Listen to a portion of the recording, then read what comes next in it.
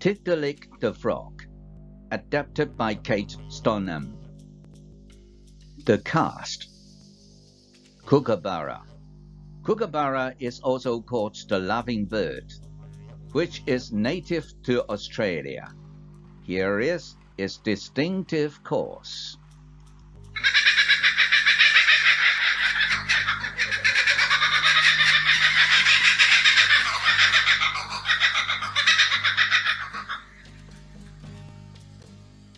Wombats. Wombats are short-legged, muscular animals that are native to Australia. Koala. Koala is native to Australia and is easily recognizable by its stout, tailless body and large head with round fluffy ears and large spoon-shaped nose. Kangaroo. Kangaroos are native to Australia. They have large, powerful hind legs, large feet adapted for leaping, a long muscular tail for balance, and a small head. Giant burrowing frog. The giant burrowing frog, or eastern owl frog, is a large frog species that occurs in coastal southeast New South Wales and Victoria in Australia. Australian snakes. Australia is known for its dangerous snakes. The story. Long, long ago, during the dream time, there lived a very large frog called Tiddalik. Tiddalik lived in the bushes by the stream.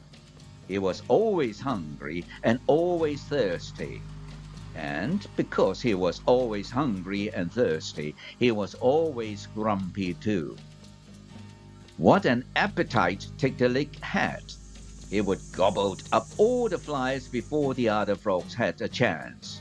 He didn't care if they went hungry. All he cared about was himself. It was the hottest time of the year. The sun beat down on the dry, dusty land, and the frogs were all thirsty. But they weren't the only ones who needed to drink. So did all the other animals. Kookaburra lived in a tree nearby. "Let's go to the stream to drink," she said to the other birds. What a welcome sight the stream was, and the birds were just about to drink when Tiddalik arrived. "Out of my way! I'm thirsty," he croaked. Tiddalik pushed the birds aside and opened his enormous mouth. He drank and drank and drank. He was drinking all the water in the stream.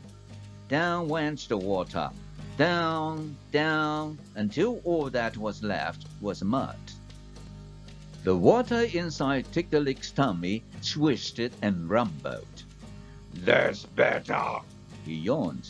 "Now, all I need is a little rest." The giant frog slept, while the birds and other animals gathered round Kookaburra. "There's no more water left for us to drink. What can we do?" they cried. Kookaburra didn't know either. "I know somewhere we can go for water," said a voice. It was Kangaroo. "Follow me." The animals and birds followed Kangaroo as he hippity-hopped across the land. Before long, a wide flowing river appeared. And the thirsty animals lowered their heads, ready to drink, when they heard a sound. It was Tiddalik, his giant water-filled belly swishing and rumbling. "Out of my way! I am still thirsty," he croaked. The enormous frog pushed the other animals aside. Then he opened his mouth and drank and drank and drank.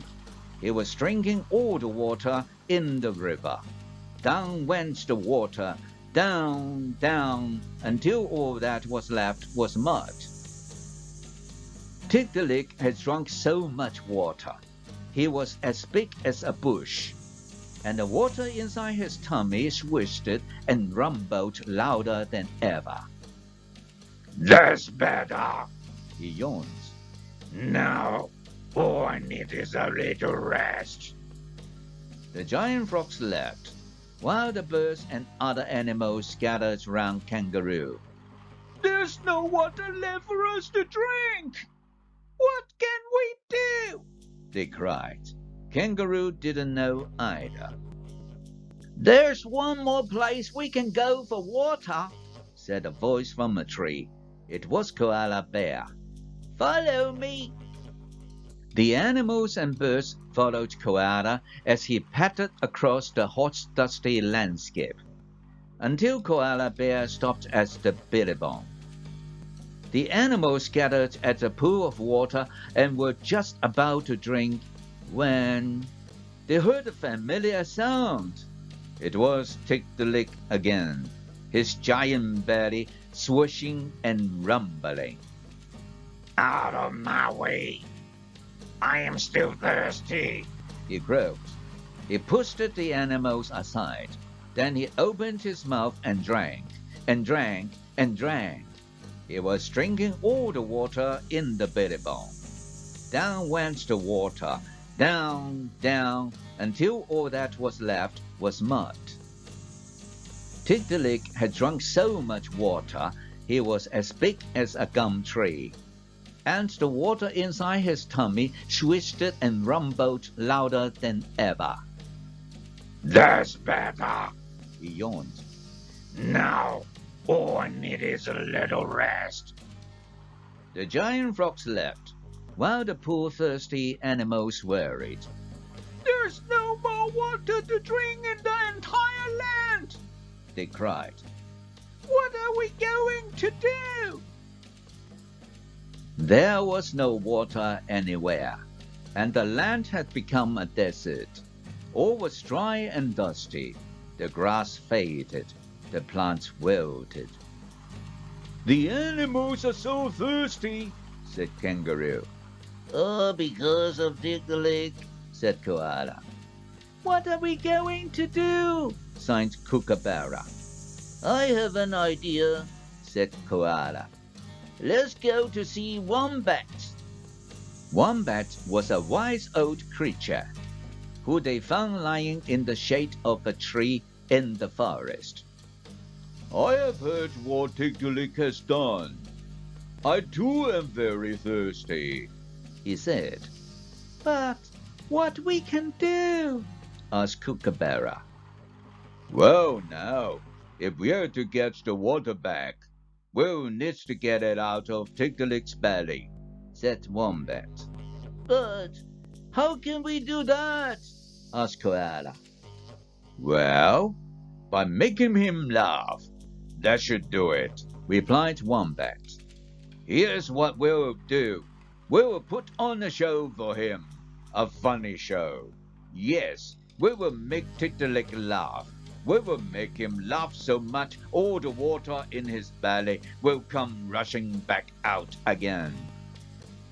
I'll tell Tiddalik one of my jokes, said Kookaburra, getting excited. I'll challenge him to a boxing match, said Kangaroo. And I'll make Tiddalik laugh by pulling my funny faces, said Koala. All very good ideas, said Wombat.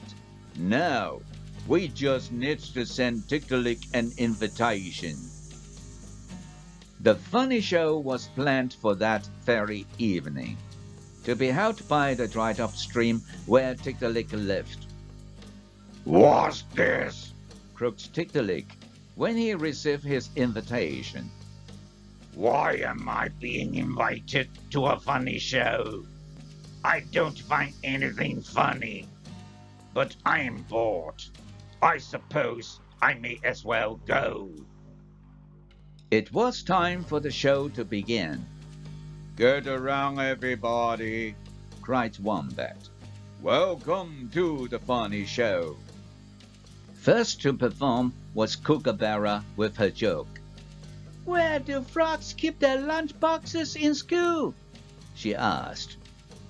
Tiddalik shook his head. I don't know. Where?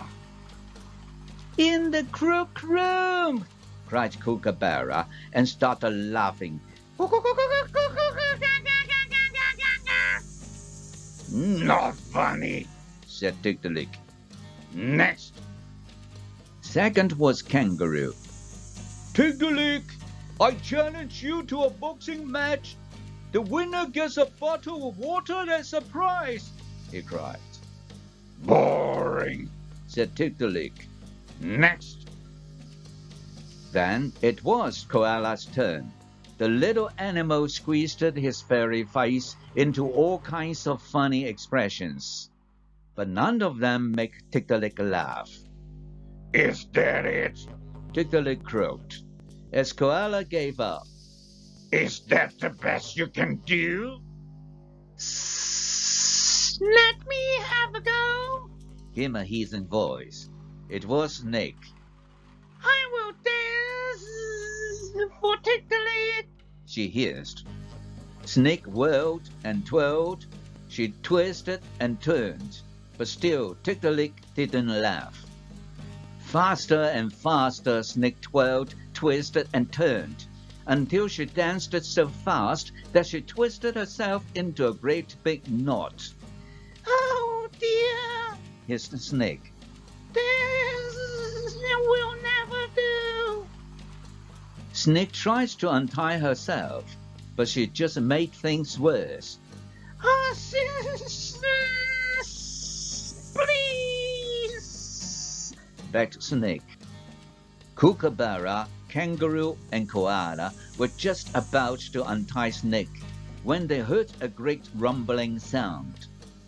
It was coming from Tiddalik. His enormous belly was shaking. His great big mouth was opening. Snake, are you not? I've never seen anything so... Tiddalik was laughing. And then came the water. Out of Tiddalik's mouth it all poured. The stream, the river, and the billabong. Out it all poured in a great gush and back to where it belonged. Hurrah! cried the animal as the land came back to life. Oh my, that was funny, laughed Tiddalik. I haven't enjoyed myself so much for years. Why, I've enjoyed myself so much. I promise you, I shall never drink all the water ever again. If you like this story, please give it a thumbs up, share, and subscribe. See you next time.